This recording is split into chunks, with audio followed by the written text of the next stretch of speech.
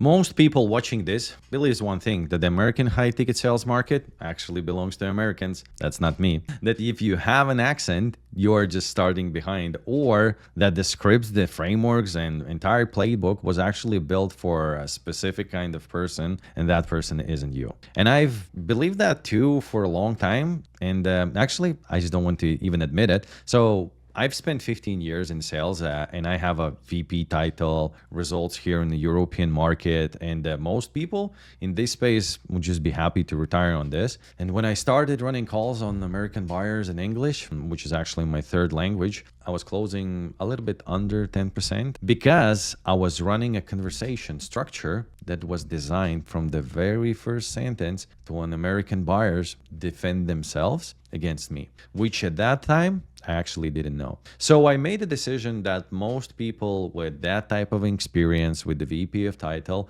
on a resume wouldn't freaking do. But I did, and I walked away from all of that, and I took a commission-only job as a closer inside of the biggest B2 sales training company in the world, Seventh Levels, Jeremy Miner's organization, that is #1 sales training company in the world, and let them rebuild me from the scratch. And just in 12 months later, I actually reached an average closing ratio of 34%, which means I was closing every third appointment, and collected a little bit under like 1 million in the cash collected. And this video is a complete blueprint of every stage of conversation, and with exact moment where the most closers actually lose the deal without actually knowing it, and a real sales call example through a 10,000 painful close, so you can see how this actually looks in a real time. So by the end of this, you will have a step-by-step system you can implement on your next call. So if you've been selling in English and your numbers doesn't reflect actual how hard you're working,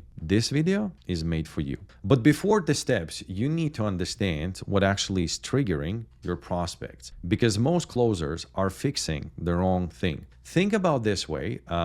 Whenever people react to anything in this world, there's a trigger. So if you hear a gunshot right now when you're being outside, you wouldn't just like walk of where you walked before, right? You would freaking move immediately, and your prospects are the same. That is because our brains recognizes the patterns. So something on your calls is actually triggering those reactions. And the most closers never even stop and ask, hey, well, what is those things? So here's the answer. What is a general perception for all of the people about the salespeople? We're just there to make a sale. They don't care, sleazy. Everything they say is just tactics to make sure that I'm buying. So the moment you open your mouth, the prospect is already scanning. Is this person for me, or he's just looking to close the deal with me? And if anything you say, your tone, your opening, the way you ask the questions confirms that you are a salesperson trying to close them, boom, alarms goes off. They don't hang up the phone. They stay on the call, but mentally clocked out. And everything you say after that just gets filtered. So if you can learn one thing from this video, it is this: you need to just sound different. The reason why 98% of salespeople aren't making past 2 years is because they've never learned how. And most closers try to fix this at the end of the call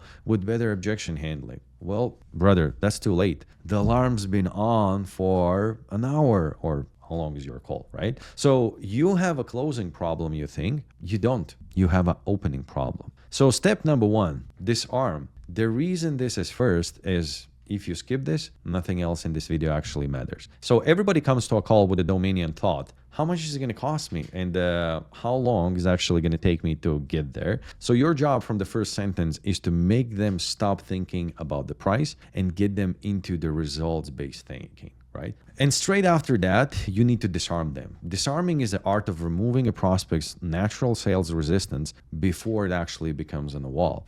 So instead of you trying to convince them of why they should buy, just do the opposite. You admit that you're actually not sure you can even help them, which instantly makes you different from every other salesperson they've ever spoken with. And that's what disarming is. And trust me, it is not building a rapport, not being friendly, but making them feel that you're closer actually want and understand their situation before you do anything else. A personal observation from doing this as an European specifically, when I started selling to American buyers, I tried to minimize the accent, sound more American, close the gap. It was a complete waste of energy. What I found is that sounding different from what they expect was already doing a disarming work before I said a single tactic thing. I stopped fighting it and I just used it as my advantage. So if you're from Europe and you're on the calls, the thing that makes you feel exposed is often the thing that's already making you stand out. So let it. One tool for this is pattern interrupts. When a prospect pushes back and says,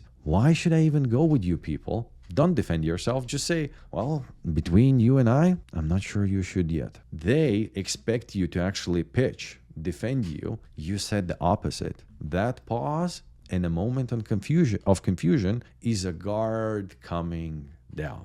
Step number 2, ask the right questions. The reason prospects push you off is because what you're saying or what you are not asking. Most closers ask questions from the script, and how often does that go? Well, most closers just ask questions from a script. And how often does a real conversation go by the script? 1% of the time. So the script fails 99% of the time. And the closer has no idea what to do next. So they just wing it. So what you need to do instead is to know why you're actually asking each question. What do you want the prospect to discover by answering that? So when you know that, you actually stop using what's written in the book and you start using their words to ask your questions. And when you're asking their words back at them, it sounds like you actually understand them and you stopped sounding like a salesperson. So here's what I noticed, specifically doing this with my accent in my third language. When you use their words back in them, the language barrier just disappears. They're not hearing a Latvian guy running a sales script. They're hearing their own situation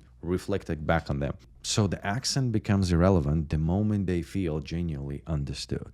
And I use this with Gloria. So she sells like a mortgage protection, and she gets around 44 leads and she's just closing 4. So I asked her how many she should be closing with the right skills. And she said, well, 20, 25. And I asked her to pull up the calculator. We took that 25, multiplied that with average commission of hers. She did the math. It was like close to 90 grand a month. And then I just asked that number to multiply by 12. So we landed with the million. And I didn't tell her she was leaving $1 million on the table. She calculated it herself. And that's what the right questions does. And what that taught me about objections, the closers who handles the most objections actually loses the most deals. I know might sound controversial, but think about what an objection actually is. It is not a negotiation. It's a signal that the alarm fired somewhere earlier in the conversation and never got turned off. So every I need to think about it, every send me information, every I need to speak to my partner, those are not closing problems. Those are step 1 problem showing up at the very end of the call. So the best calls I ever run, closing 4, 10, 20,000 deals in my third language, had almost no objections. Not because the prospects was easier, those was the laydowns, but because the time we got to an actual commitment, they had already talked themselves there. My job was just not to get in the way of a deal. So think of it like a video game. It is easier at the beginning and harder as you go. And if you do the levels right, and if you've been disarming, connecting, that's the only way you earn the right to ask emotional questions and get real answers. Skip a level and the boss at the end will destroy you every time. Number 3, get to emotion. This is where the conversation should close itself. The emotional questions look like this. If next year looks like the last year, what does that mean for you?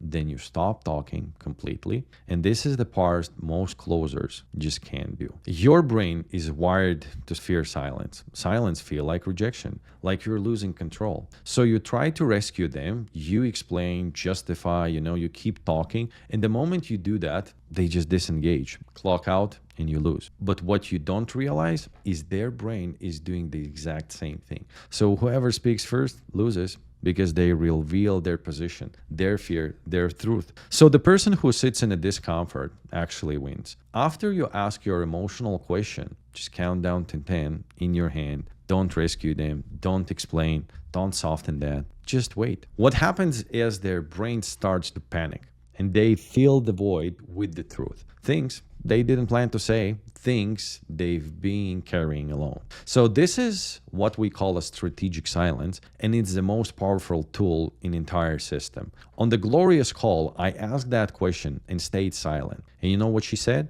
I don't know. If I could stay in the industry, I would be relying on my ex-husband for alimony. I would feel like I'm a failure, which is what I'm starting to feel like in this job. She said that all because I asked one question and then just sat silent. Everything after was inevitable. The close didn't happen at the end. It happened right there. The silence before I said another word. So now you have a complete system to close deals even if you think you are at disadvantage. And this is exactly how I closed 1 million in English. And if you want a direct support in actually implementing this, I work with the closers one-on-one through call reviews, live accountability, and a specific feedback on your recordings until your closing ratios and the commissions reflect the work you're actually putting in. So ask yourself the same question I asked Gloria, the one that made her calculate 1 million that she's leaving on the table. If nothing changes, how are you opening your conversation?